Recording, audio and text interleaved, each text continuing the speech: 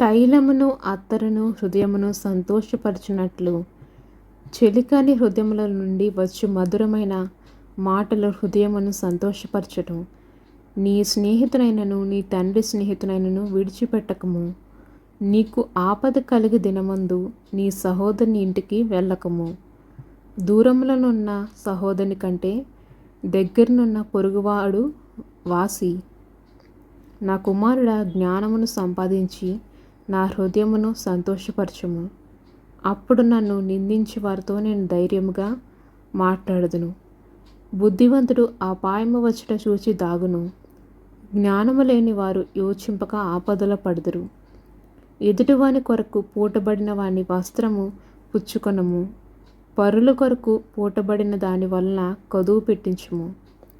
వేకువన లేచి గొప్ప శబ్దంతో తన స్నేహితుని దీవించి వాని దీవెన వానికి శాపముగా ఎంచబడను.